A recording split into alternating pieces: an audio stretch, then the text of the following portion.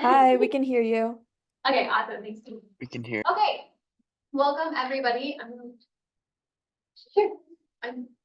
Okay, so this is MSDHA's Journal Club, and for those of you that don't know me, my name is Isabella. Pretty sure that's me. But anyway, so I will be presenting today on a journal. So the idea behind this club is that we wanted to get people talking about disabilities and talking about disability advocacy. And so what we wanted to do is every session we're going to be taking a specific journal and we're going to be dissecting that journal, talking about it in a discussion. So the first part of this is really going to be me talking about the presentation, what was this journal about, and then we're going to break out to like kind of having questions, any conversations, whatever you guys want to talk about. And so this particular journal is called Healthcare Disparities for Individuals with Disabilities Informing in Practice. It was published in 2020. Thank you. Sure.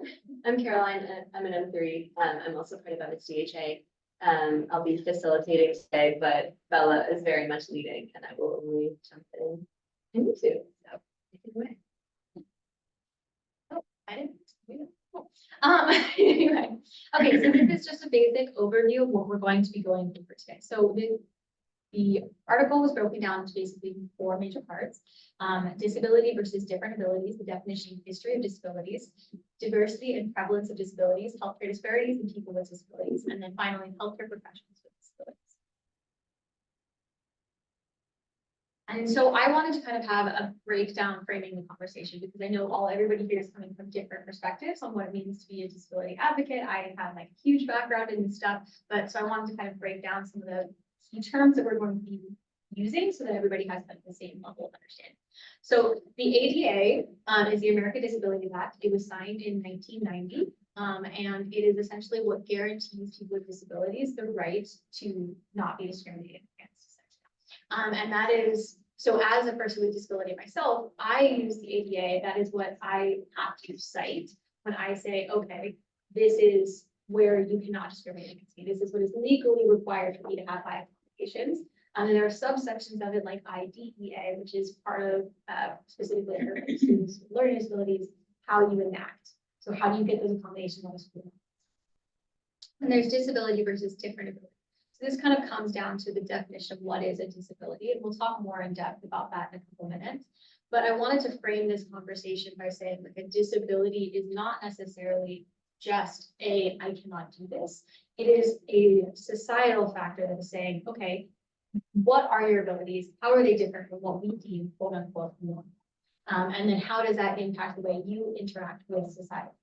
And so for me personally, I think this is a really important part because as somebody who has dyslexia, I look at this and say, okay, I am not quote unquote disabled. But yes, there are things that I struggle with, but in reality, I just have a different set of abilities. Yeah, I can't stop. That's never changing. But on the same hand, that doesn't mean that I don't do things better than the average person. So I have better kind of like outside the box thinking. I'm more creative. These are general things. I'm not saying I'm more creative than everybody in this room, but these are more general things that have been noted as trends on people that have learning disabilities and areas of strength that I have. And so why am I labeled as disabled? This is a complicated discussion, but part of that is that I have to be labeled as disabled under ADA. Otherwise, I do not receive my accommodations. So if I do not identify with the label of disabled, I do not get accommodations. Even if I myself might say, oh, well, I'm just differently able or have different.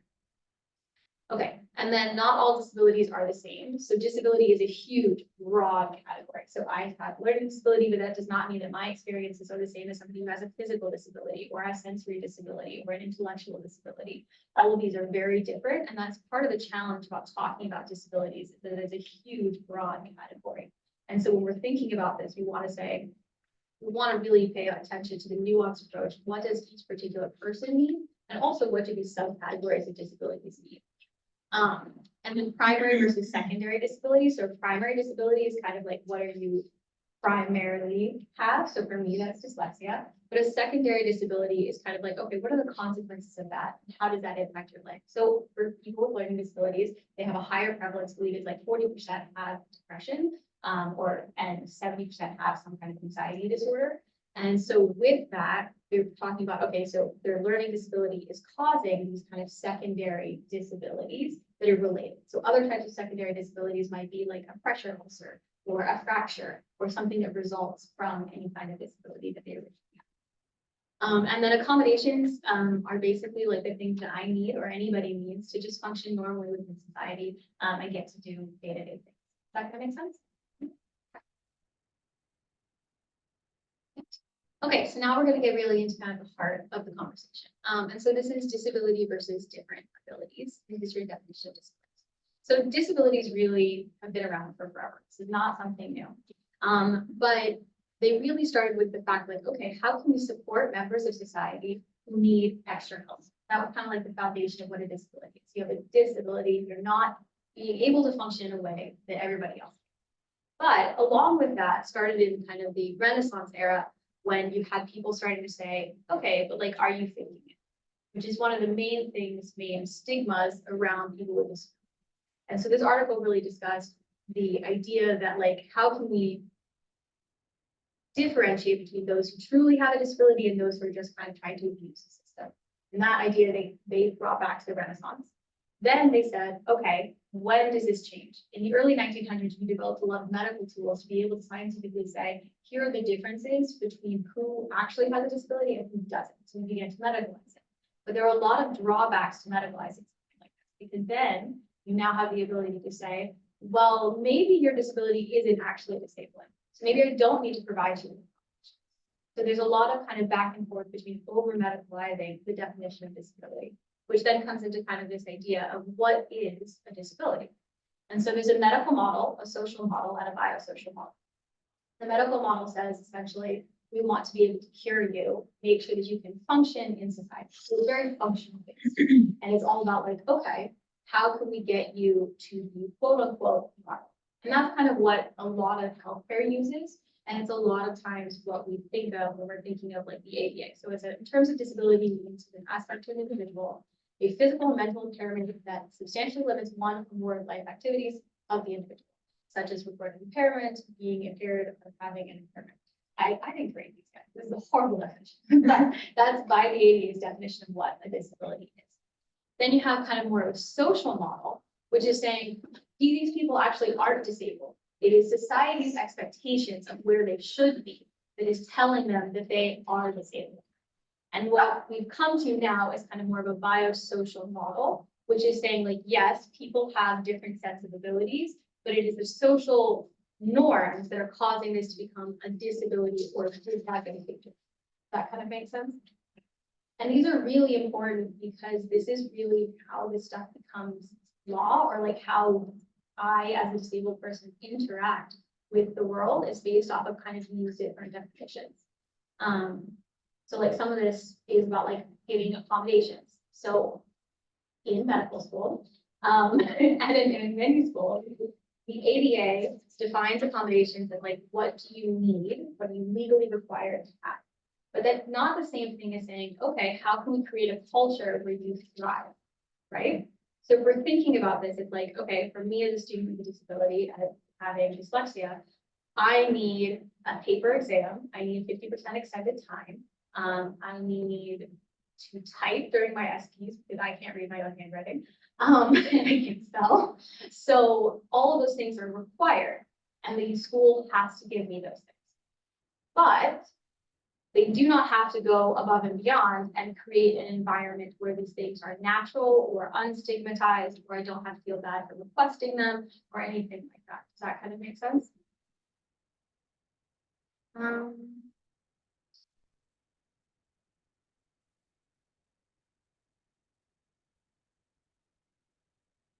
So let's talk a little bit. Let's talk a little bit about the diversity and prevalence of disabilities. So about 25 to 30% of the population actually has a disability. So it's quite a large amount. But linking back to kind of what we were talking about before with the definition, it's really hard to get a sense of how many people actually have a disability because there's no one generalized standard for what it is to be disabled. And a lot of times people don't disclose. And so you might be able to say like, okay, one measure is through Social Security, but the definition of a disability via Social Security is that you have to impair your ability to have gainful employment. So it's actually linked to the amount of money you make. You can only make about less than $3,000 a month for you to be considered disabled enough to receive Social Security. So there's a maximum amount of money.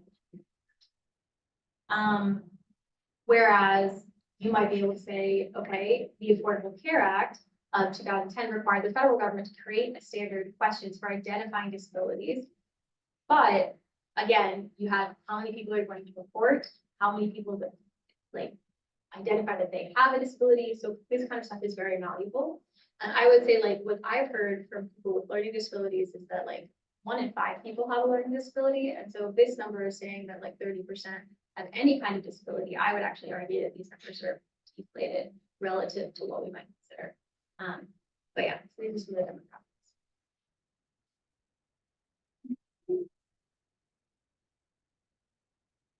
Okay, so let's talk about healthcare disparities and people with disabilities. So Healthy People in 2010 was the first report of Americans with disabilities, and it was the first time it was ever reported as a healthcare disparity, noting disabled people as a potentially underserved population. And they noted that misconceptions about what a disability is may be contributing to stigma against people with disabilities. In 2005, the Surgeon General had a call to action, which was basically talking about the lack of equitable access to healthcare in the US for people with disabilities. And then I wanted to talk specifically, the article really mentioned about intersectionality between femininity and disability. So trying to dig into what it actually means, what are the healthcare disparities affecting people with disabilities is very under-researched. There's not a ton of stuff going on. There's not a lot of research yet because this is a pretty new area of research. But what has been done is primarily on people with physical disabilities. And a lot of it has actually come up in focusing on kind of breast screening and pap smears for women who have physical disabilities. And it's quite a bit lower. So the NHSI in 1994 to 1995 said that for people that have a disability, we have a much lower pap smear rate, test rate than those who don't. If they specifically have a mobility disability, they have 40% lower, and for mammograms, it was about 50% lower than the average population. And if they have breast cancer, they were less likely to have breast conserving surgery and or radiotherapy if they were on disability social security. And both of those therapies are actually linked to higher mortality rates or lower mortality rates rather. So the fact that people on disability are not having this because they're at higher risk for the occurrence. And also 43% of women reported that their prenatal care provider lacked knowledge about any physical disabilities that might affect their pregnancy. This continues into non-small cell lung cancer, which experienced higher rates of cancer-specific mortality rates, and people were less likely to be recommended for surgery if they had a physical disability.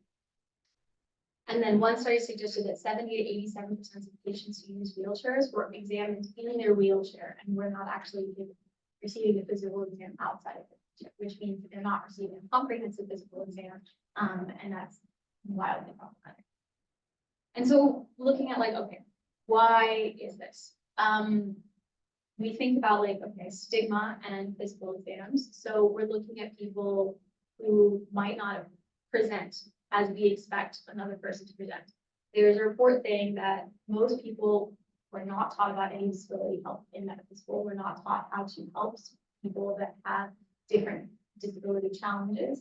And then also talks a lot of the exam rooms are not set up to be conducive.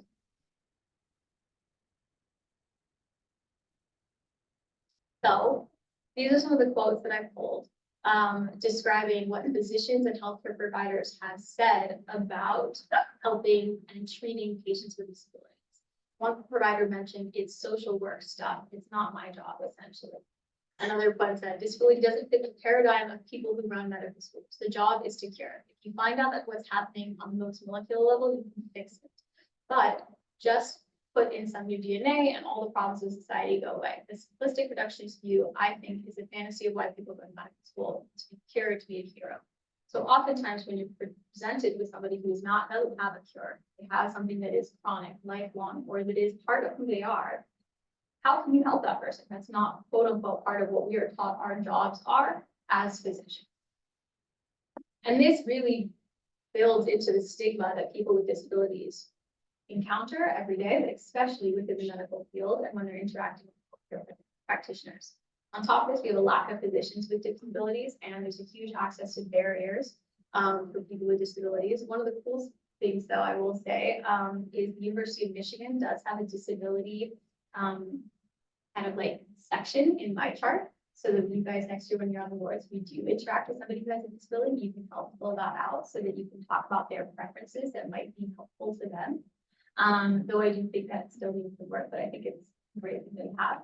And then another thing that was noticed is that like providers really just don't want to put in the effort and think of it as an extra step that they have to take to help this person. They don't have the time, they don't want to put in the effort. A lot of this might not be a specific provider, but it might be part of a consequence of the fact that all of us are dealing with a more and more commercialized medical system, which is providing a lot of stress on providers to keep going faster and faster, but that disadvantages certain populations over others, including people with disabilities.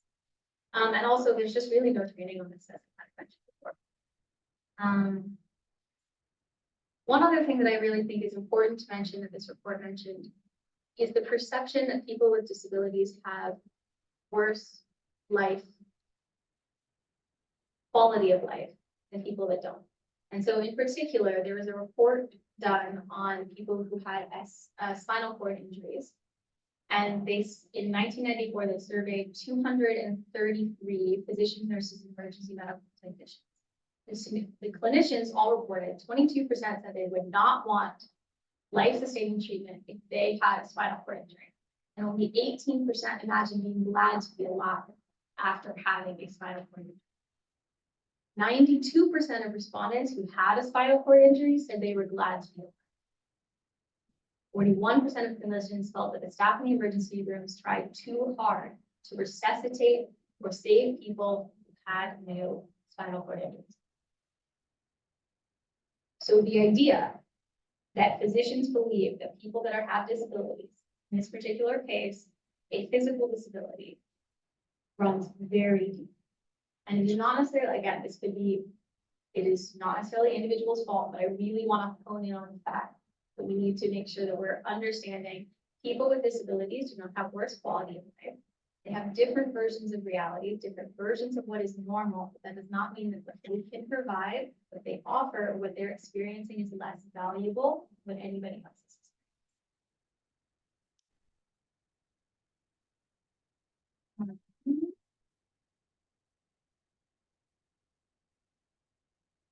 So, moving on. Let's talk a little bit about what it's like to be a healthcare professional with a disability, and what's going on. So how can we fix kind of all this stuff that we talked about? What are the problems? So this article really talked about where are the changes that need to be. So here are some of the problems. Technical standards, increasing number of providers with disabilities, accommodations, equity versus quality versus discrimination, and disclosure. So how many people remember that at the beginning of the year, when we all got accepted here, they made us sign a form saying we could do X, Y, and Z? You guys all remember that? Yeah. So how many of you read that? Let's see. Not everybody read that. I did. When you read it, it actually breaks down what you are required to do. Michigan actually has a decent one in terms of disabilities, but many, many medical schools do not. And it literally can state, you must be able to physically lift this. You must be able to do this with reasonable accommodations. And oftentimes, because medical schools and institutions are heavily reliant on legal, they're worried about getting sued. They rely on the law. So they're going to say things like reasonable accommodations. If you, as a person with a disability, are asked to sign this and say, okay, it has reasonable accommodations, this has been linked to something that is discriminating or deterring people from even applying, because people are saying like, well, I don't know what a reasonable accommodation is by your request. What if I go through this entire process and at the end you tell me I'm not going to be accepted? I'm not good enough for you. These technical standards are changing, and actually there are a lot of people at the University of Michigan who are working on changing this, but there's no kind of standardization across health professional schools in terms of talking about what is required by the technical standards of what can be done. And on top of that, like even within medicine, the requirements between different subspecialties is vastly different between what is required, like what is needed. And on top of that, we're constantly developing new technologies to help people overcome disabilities, yet we still have these technical standards that are in place. And on top of that, we have schools which are focused on giving what is legally required in terms of accommodations, rather than celebrating disability as a part of diversity and making sure to accommodate students so they can put their best foot forward. So how do we increase the number of disabled providers? That's going to be challenging. But part of that is going to be, okay, this technical standard. How can we decrease the amount of, the barriers to access? How can we increase accommodations? Talk about what is equitable versus what is just for these people, and how can we really create an environment where people are supported rather than just kind of meeting the definition of the law and saying, oh, well, we did what we were required to do, and therefore we cannot sue them. And disclosure and discrimination. So another big point of concern is that while the ADA requires medical schools and school institutions to provide accommodations, that is not necessarily true once you reach work, essentially. And those healthcare standards are set by a different body who's, as pointed out by this article, not necessarily required to follow ADA. And so if you go through all of medical training and at the end you're applying to residencies or you're applying to different hospitals at the end of residencies and you're suddenly told you once again need to sign a medical disclosure form that is stating, can I, by the letter of the law, do X, Y, and Z? And some of this stuff is as simple as like, have you ever had a mental health issue? That qualifies as a disability. And many medical providers are actually asked to sign things that they have never had any kind of mental health issue at all. And I really wanted to talk about kind of like, this is not from this article, but it is from another article by Dr. Lisa Meeks, who's a PhD here, about the prevalence of students with disabilities in medical school. So at the beginning of this talk, we talked about how about 25–30% of all the population has disability. In medical school, her article in 2016 said that only about 2.7% of students in medical school identify as that case. And of those, most of them have a learning disability. But on top of that, those that have a learning disability have a cognitive or learning disability in comparison to both their quote-unquote able-bodied, non-neurodivergent peers, and in comparison to those with a physical and sensory disability. So physical and sensory disabilities were able to have relatively the same match, step, and graduation time as their peers. Those with cognitive and learning disabilities had lower match scores, lower step 1 scores, and took longer to graduate. So I just really wanted to end with this quote that may or may not be from Einstein. But if you judge it, everybody is a genius, but if you judge a fish by its ability to climb a tree, it will live its whole life believing that it's. This really is what I feel is at the heart of what it means to have a disability. It's really about how can we readjust how we perceive others and what we consider normal and what we consider we should be able to do. Every single person has something that they can add to society, has something that they are valuable for, and is incredibly good at something. But if you constantly try to say, well, this person can't do this, but this person struggles with that, you will never be able to see their full potential. And if you're not willing to help them go to their full potential, we are constantly going to have a problem for people with disabilities. So anyway, guys, that's pretty much the end of my talk.